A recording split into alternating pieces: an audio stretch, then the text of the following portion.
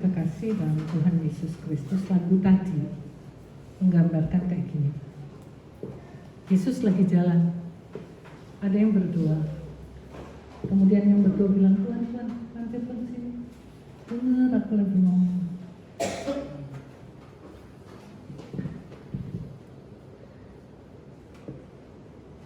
Artinya pengarang lagu ini mau mengatakan bahwa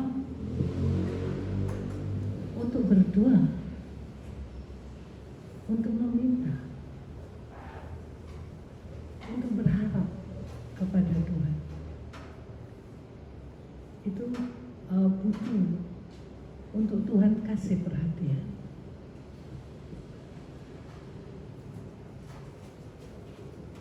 Untuk Tuhan lihat. Jadi kalau mau dikatakan secara sederhana, kalau Tuhan nggak perhatikan doa kita, mau semalam suntuk,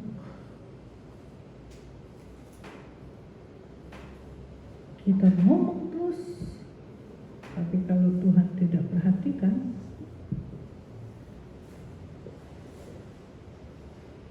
susah. Nah itu salah satu konsep doa yang coba diangkat dalam pujian, dan GPIP akui itu, makanya masuk lagu kita kan. Tapi itu harus dibahas lebih dalam lagi supaya kita mengerti dengan baik. Artinya ini salah satu contoh yang mau memperlihatkan kepada kita betapa penting kita memahami firman Tuhan benar-benar, sehingga pemberlakuannya benar. Nggak sekedar saya Kristen pasti benar, belum tentu. Dan kenyataan itu sangat panjang ya, terjadi di sekitar kita. Contoh paling umum, bilang orang Kristen tapi masih bohong, kan berarti nggak paham firman Tuhan. Tolong catat ya, dari perjanjian lama, jangan berdusta, itu masuk salah satu peringatan ilahi. Jadi kalau umpama orang yang paham firman Tuhan bohong, takut. Bukan takut sama yang dibohongi, takut karena saya mau melakukan pelanggaran atas firman. Jadi Bapak Ibu, mari, kalau nggak semua karena Tuhan, makanya kan kalau pakai bahasa perjanjian baru, semuanya karena anugerah. Perjanjian lama udah ngomong itu, semuanya karena anugerah, juga termasuk doa.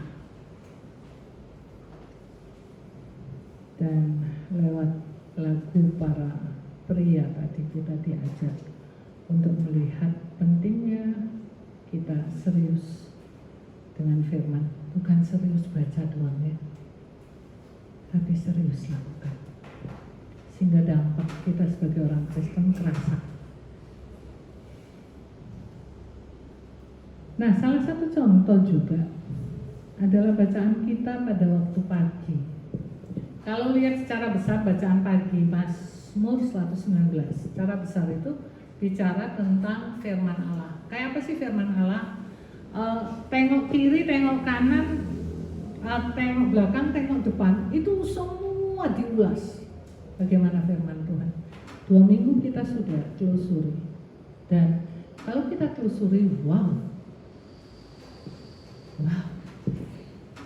ternyata firman Tuhan bukan sekedar tulisan, kuasa yang dahsyat. Itu diulas dalam Mazmur 119. Dan saya tidak mengulang dari 2 minggu lalu, tapi saya mengajak jemaat untuk melihat ayat yang kita baca hari ini. Bacaan hari ini mengatakan bahwa Engkau adil dan hukum-hukum-Mu benar. Lanjut, telah Kau perintahkan peringatan-Mu dalam keadilan. Artinya gini, Tuhan adil sehingga firman-Nya adil. Ayat 138 ya. Telah Kau perintahkan peringatan-peringatan-Mu. Artinya Tuhan menyatakan mengatakan tentang perkataannya dalam keadilan. Oke, kita coba bahas apa yang dikatakan oleh Yesus. Kalau kamu ditampar pipi kanan, kasih pipi kiri. Adilkah itu? Menurut Bapak Ibu adil enggak? Enggak. Menurut Bapak Ibu adil enggak? Secara manusia enggak adil. Karena bagi kita, gua sakit. Tetapi kalau kita mencoba melihat apa kata firman adil, maka kita akan menelusuri kenapa Tuhan bilang tampar pipi kanan kasih pipi kiri, sebuah keadilan. Kenapa? Kalau di sini sampai bengkok, untuk supaya mengembalikan kebengkokan, tampar lagi pipi yang satu, betul? Bapak Ibu yang kasih, tidak ada firman Tuhan yang tidak adil. Nah, banyak contoh. Kalau tadi salah satu contoh menyangkut fisik, ada banyak contoh menyangkut psikis, ada banyak contoh menyangkut spiritualitas kita, hubungan kita dengan Allah. Kenapa? Contoh lain, kenapa orang Israel disuruh mempersembahkan korban? Bapak Ibu yang baca, asal baca doang firman Tuhan, Bapak Ibu akan bilang, yuh, orang Yahudi dari Senin sampai Sabtu ibadah terus, bakar korban terus, betul? Ada yang bakar korban 2 domba, 1 yang besar itu lembu, yang satu lagi.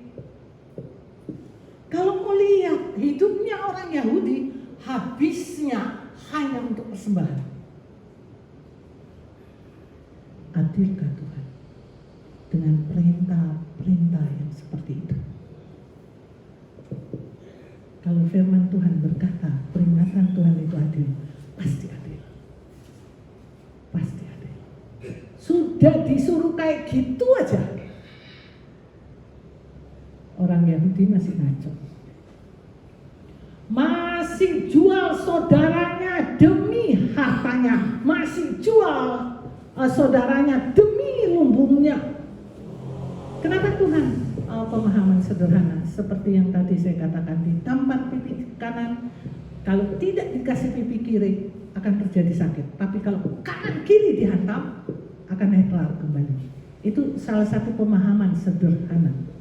Kalau menyangkut pemberian persembahan, Bapak Ibu, kenapa Tuhan suruh persembahkan begitu banyak? Supaya orang Yahudi ini kan diberkati Tuhan, toh. Siapa yang pernah ke Israel? Tanahnya kering, tapi tanamannya kalah tanah kita. Anggurnya bukan anggur kecil-kecil model kita, anggurnya besar-besar. Artinya, kalau Tuhan bilang diberkati, pasti diberkati. Nah, untuk supaya terjadi keseimbangan ekonomi bagi orang Yahudi, Tuhan suruh persembahkan itu. Jangan kamu, aku berkati kasih banyak-banyak, akhirnya kamu cuma konsentrasi itu. Lembumu berapa, dombamu berapa, apamu berapa. Kamu dikasih, kasih lagi sama Tuhan. Kamu dikasih, kasih lagi sama Tuhan. Adilkah Tuhan? Sangat adil. Tuhan kasih bukan untuk menjebak orang menjadi berorientasi pada kekayaan, tetapi Tuhan kasih untuk membawa orang tahu berterima kasih. Adil ya? Jadi jemaat yang kekasih, kalau lihat dari satu sisi itu ya, makanya di dalam Amsal juga dikatakan bahwa kekayaan itu adalah berkat pemberian, bukan hasil usaha. Kan nyambung kan dengan Tuhan suruh kasih persembahan. Nah, karena kekayaan itu adalah berkat pemberian, ya tahu terima kasih sama pemberi berkat. Oke. Jadi mari, mau kita ngerti, mau kita baru belajar ngerti, firman Tuhan berkata, peringatan Tuhan diberikan dalam keadilan dan kesetiaan. Maksudnya apa? Tuhan kasih itu dalam rangka Tuhan setia pada janjinya. Tuhan setia pada perkataannya. Aku menyertai kamu, aku menjaga kamu, aku memelihara kamu. Saya pasti pernah kasih kepada jemaat. Kenapa? Banyak orang mau meninggal sakit dulu. Siapa yang simak, karena ini selalu saya kasih tahu, karena ini pengalaman semua kita. Kenapa banyak orang yang mau meninggal, anak-anak Tuhan yang mau meninggal sakit dulu? Menurut Bapak Ibu kenapa? Emang Tuhan nggak perhatikan? Kenapa banyak orang sebelum meninggal sakit dulu? Jarang loh orang yang meninggal sehat-sehat. Jarang, langka. Dihitung, bisa dihitung. Di jemaat ini bisa dihitung. Siapa hayu yang meninggal sehat-sehat saja. Hari ini kebaktian, minggu, kemudian tahu-tahu sudah pergi. Ada nggak Pak Parmin orang mati nggak sakit? Ada, tetapi langka banget. Dalam pengalaman 41 tahun saya berjalan, orang yang meninggal tanpa sakit 2 orang kali, 41 tahun yang meninggal banyak nih. Ada yang sehat-sehat saja. Sehat ya, bukan kemudian analisa dokter jantungan. Itu kan jantungan kelihatan ya Pak Dok, dia biru sesudah meninggal ya. Dia menjadi biru, orang akan berkata jantungnya. Ini enggak, benar-benar sehat, enggak biru, tambah cantik pada waktu meninggal, tambah ganteng. Berarti dia sehat. Kembali ke pertanyaan, kenapa orang meninggal harus sakit dulu? Kaitkan dengan apa kata Tuhan. Tuhan bilang, perintah Tuhan dalam kesetiaan. Peringatan-peringatanmu bukan hanya dalam keadilan dan dalam kesetiaan belaka, dikasih. Nah, salah satu peringatan, salah satu perintah Tuhan, aku menyertai kamu sampai kesudahan alam. Aku menyertai kamu senantiasa. Itu kan peringatan Tuhan. Udah gak usah takut, aku menyertai kamu senantiasa. Lah, kok mau mati pakai sakit dulu? Apakah pernyataan Tuhan, aku menyertai kamu senantiasa, aku menyertai kamu sampai pada akhirnya, hanya sekedar perkataan? Gimana Bapak Ibu? Tuhan kasih waktu untuk sempat Setuju? keluar dari jalan Tuhan. Tuhan kasih waktu untuk berdoa. Berarti nyambung dengan Tuhan kasih firman-Nya dalam kesetiaan hidup. Nyambung ya? Oke. Tuhan kasih pelan kita ini, saya keraskan. Tuhan kasih waktu untuk bertaubat lewat sakit itu. Kasih kesempatan. Ada yang punya suara lain? Kalau sama nggak usah. Oke, nah ini dia punya pengalaman. Itu kalau menurut saya itu konsekuensi dengan segala pelanggaran dan kesalahan kita, dosa-dosa yang kita lakukan. Jadi lebih dipertajam ya. Kenapa Tuhan izinkan sakit sebelum meninggal? Ya karena buat salah nggak ngaku-ngaku gitu ya. Udah dikasih kesempatan. Kemudian yaitu proses penyucian Tuhan itu Tuhan kasih waktu disucikan, dicucikan. Kenapa? Karena Tuhan mau you selamat. Kalau saya coba kaitkan dengan perkataan Pak Ronald. Lama tak menyebut nama Bapak, Pak dikit, Pak Ronald. Iya Bapak ini lama sekali enggak dikasih jadwal ya. Waduh, saya itu padahal berdoa loh untuk mimpin itu. Untuk kasih jadwal itu Bapak Ibu, saya nggak mau asal kasih jadwal. Saya kasih jadwal dalam, mungkin hanya sederhana saya berdoa, tapi saya sungguh bergantung sama Tuhan. Ya. Jadi Bapak Ibu yang kekasih, kalau dikaitkan dengan perkataan Pak Ronald, maka kita akan melihat bahwa kesetiaan Tuhan sampai segitu loh. Kamu udah berdosa, dikasih kesempatan ngaku kok enggak. Akhirnya sakit, toh sakitnya ada yang setengah mati, setengah hidup, gitu ya. Kemudian dia berdoa, oh Tuhan ampuni dosaku, Tuhan aku sakit sekali Tuhan. Hanya butuh suara itu. Tapi lewat cerita panjang dan lama. Dan itu berarti segitu setianya Tuhan. Udah diomongi sama pendeta, enggak mempan, dianggap pendeta pilih kasih. Udah diomongi sama penatua diaken lewat firman Tuhan, dianggap alasan ngomong. Tidak pernah perkataan firman, sekedar terucap. Semuanya dalam peringatan Tuhan. Hari ini sebetulnya, pada waktu saya menyusun jadwalnya Ibu Lydia. Saya masukkan, saya yang pimpin gitu ya. Kemudian tahu-tahu, oh kok ganti Pak Parmin ya? Saya tanya, kok ganti Pak Parmin ya?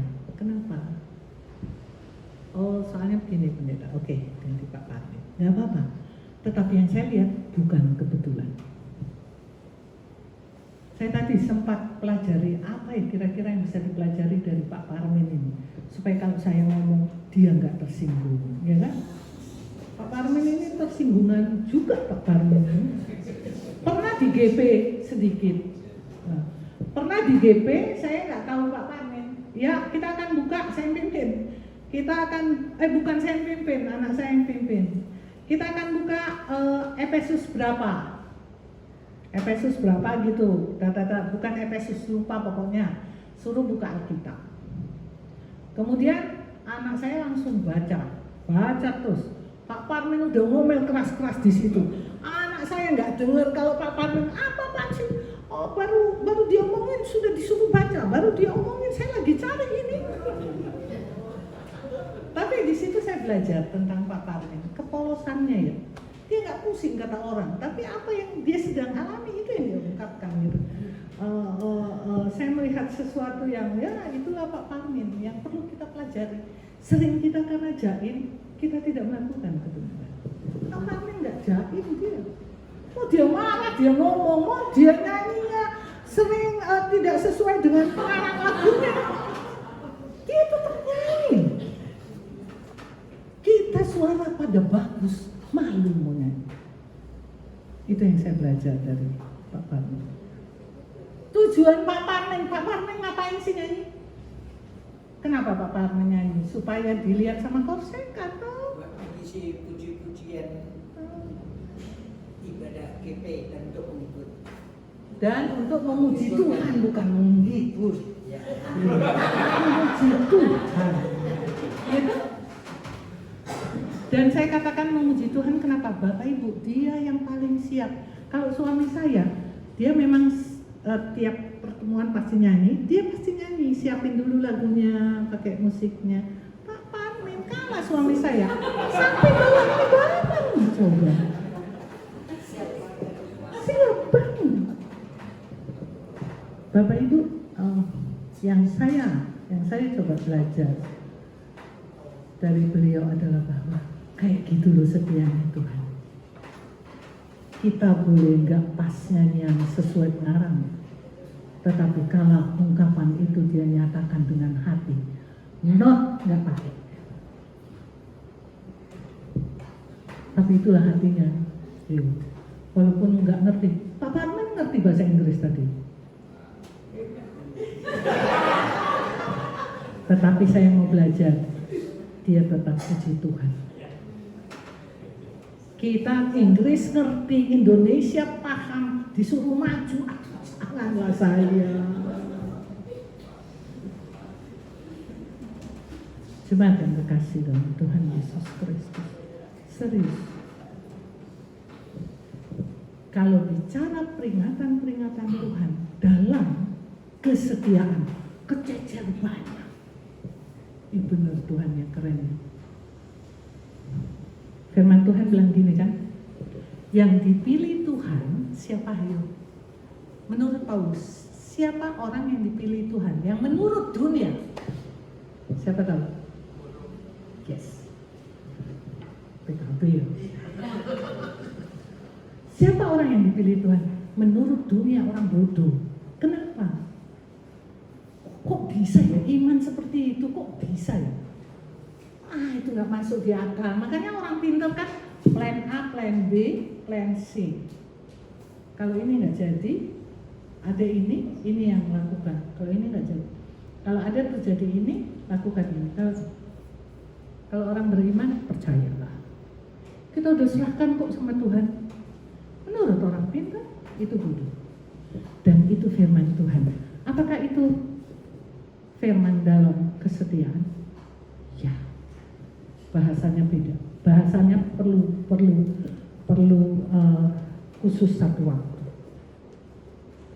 Artinya yang saya mau jelaskan adalah bahwa firman Tuhan dalam keadilan, ya dan amin. Firman Tuhan dalam kesetiaan, ya dan amin.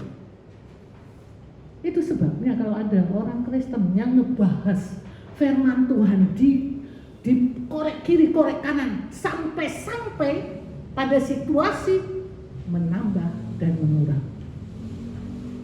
Alkitab ditutup dengan perkataan, terkutuklah orang yang menambahkan firman dan mengurangi firman. Kenapa?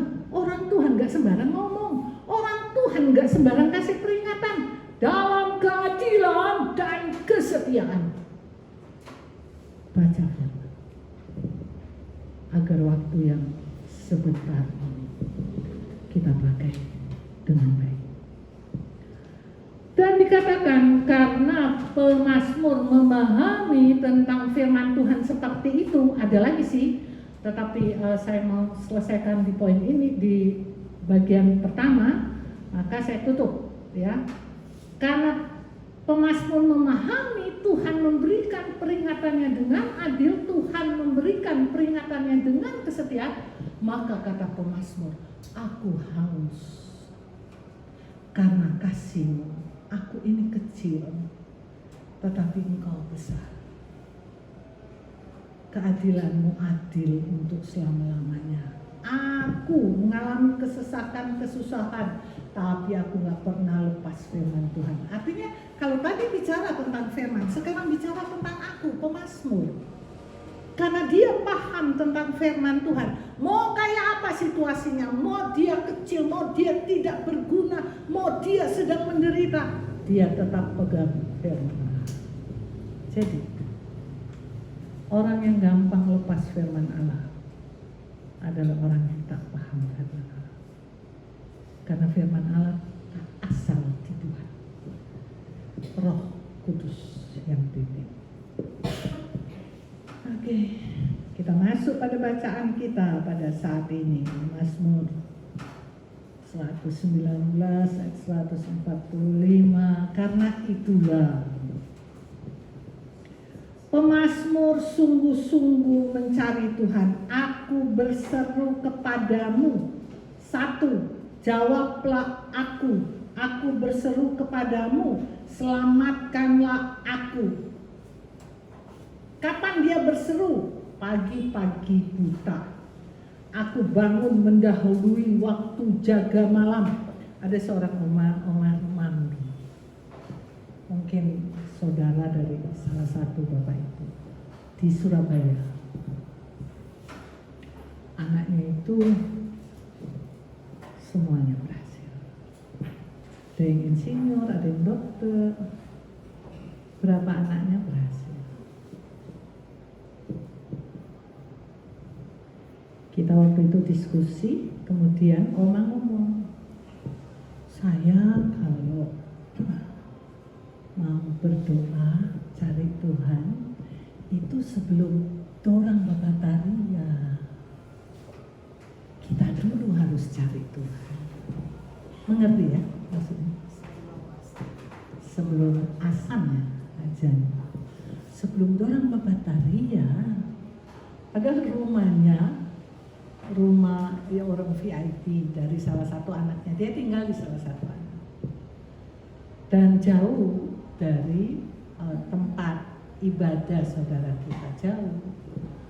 Jadi bukan karena dia terganggu, enggak, punya konsep kayak gitu. Sebelum orang lain teriak sama Tuhan, saya dulu ngomong sama Tuhan.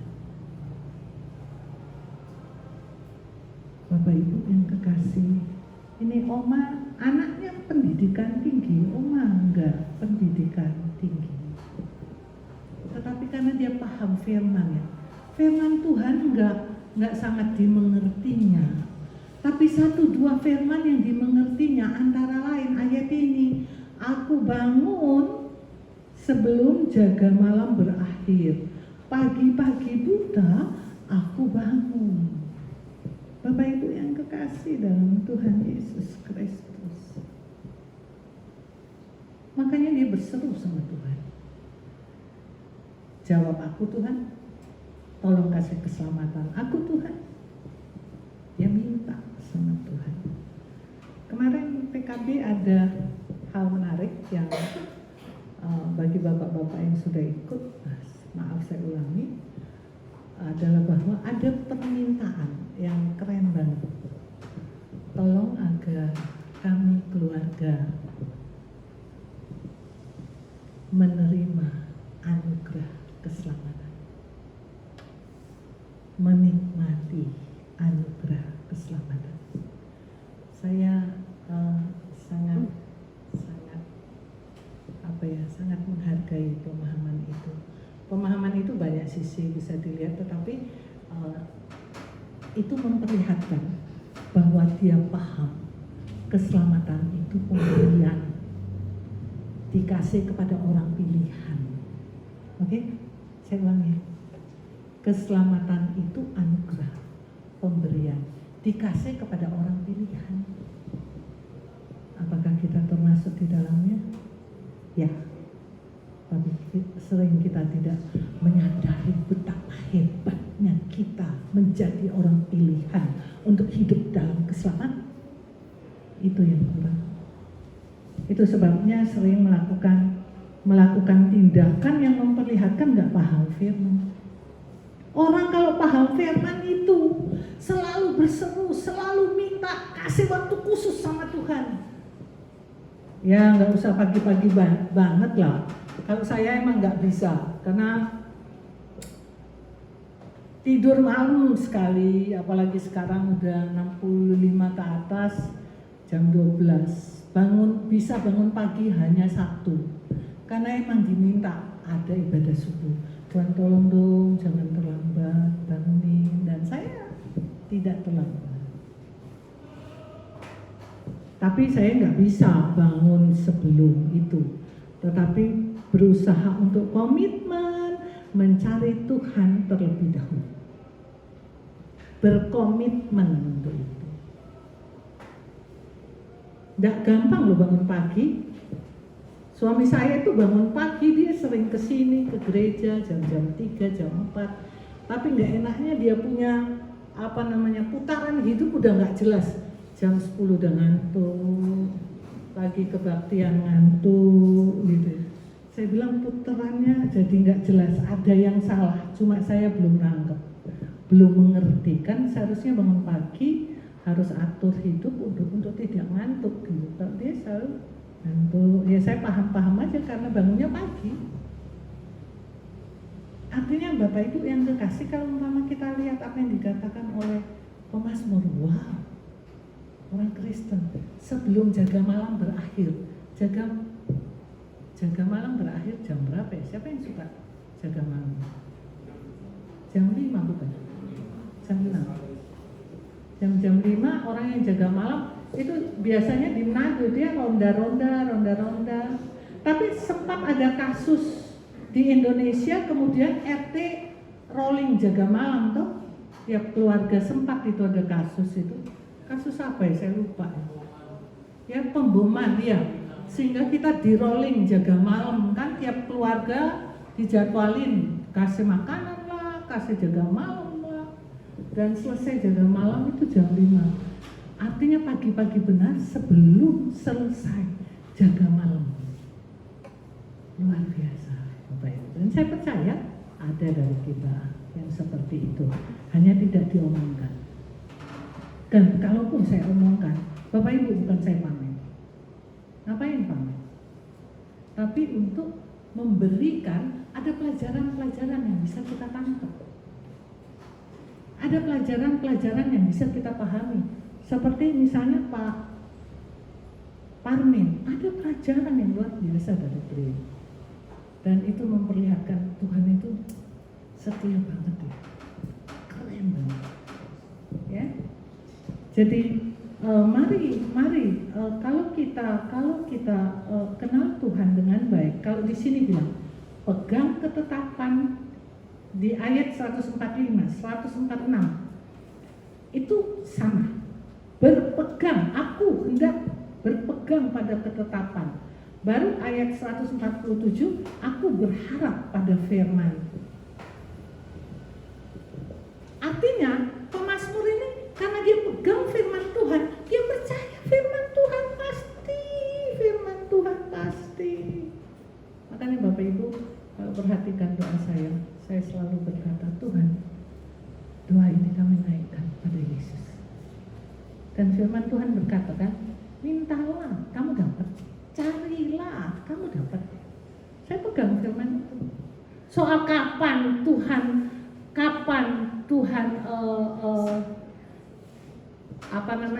lakukan, itu soal nanti. Tapi percayalah, Tuhan pastikan.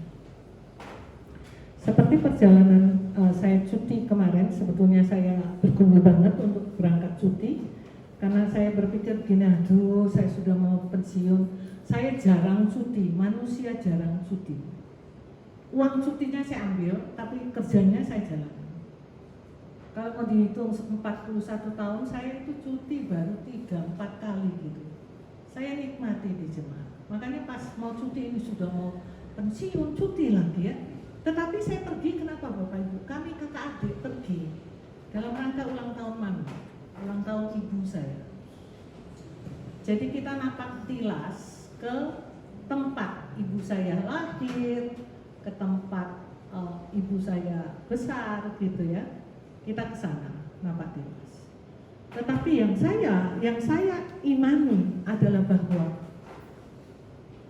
dan saya khotbahkan itu di sana, bahwa ini pasti iman ibu saya. Udah 12 tahun meninggal, baru terlaksana. Paling tidak, orang tua mana sih yang gak bangga anak-anaknya kan? Pasti ibu saya berpikir, aduh anak-anakku kapan ya ke tempat saya yang jauh, yang di ujung sana gitu ya. Kapan ya, saya pengen loh bawa anak-anak saya. Mungkin ibu saya berpikir begitu. Tetapi ibu saya juga tahu bahwa anak-anaknya dengan kerjanya masing-masing sulit gitu ya. Saya katakan, kami kesini, saya percaya bukan karena punya uang, tetapi karena iman ibu saya yang badannya sudah jadi tanah, pengharapannya pasti digenapi. Orang Tuhan bilang pasti dijawab, kan Tuhan nggak bilang nanti kalau kamu sudah napasnya ngos-ngosan baru aku jawab, enggak kan? Mintalah, pasti dapat. Soal kapan? Soal Tuhan. Soal kita, kalau kita sungguh-sungguh percaya kepada Tuhan, berserulah. Apa sih masalah kita? Pak Parmin, apa sih masalahnya? Pak Parmin emang ada masalah? Pak Parmin ada masalah? Enggak ada. Kalau sakit kepala, ada dokter. Yes, aduh. Direndam penyakit ya itu dari dunia, dari udara, dan apa itu ya dari menu makanan ya. Jadi makanan sembarangan bisa menimbulkan penyakit. Betul.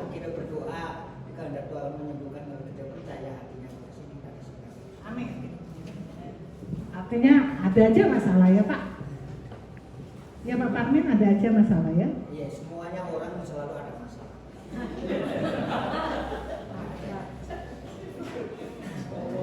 Masalahnya kan beda-beda. Masalah uang, masalah rumah tangga,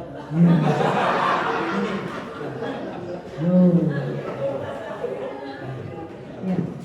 Bapak Ibu yang kekasih, apapun masalah kita, berserulah kepada Tuhan. Dan saya mau tutup, Pemasmur berkata begini, orang-orang jahat mengejar aku, dan mereka orang yang jauh dari Taurat-Mu. Kalimat Alkitabnya gini, mendekat orang-orang yang mengejar aku dengan maksud jahat, mereka menjauh dari Taurat-Mu. Jadi orang-orang jahat datengin Pemasmur. Dan orang-orang jahat ini orang-orang yang sudah tidak melakukan Taurat. Ya, banyak sisi yang harus dibahas di sini, tetapi hanya satu sisi yang saya mau angkat. Udah cukup luar biasa ini Pemasmur ya, ngerti firman, hidup sesuai firman, toh masih ada yang jahat ya. Cari lagi. Jadi jangan pernah berpikir dan jangan pernah berusaha untuk semua orang baik kepada kita, karena orang jahat lebih banyak dari orang baik. Jadi kalau kita dijahatin, jangan stres. Lah itu bagian orang percaya kok. Terpujilah Kristus. Amin.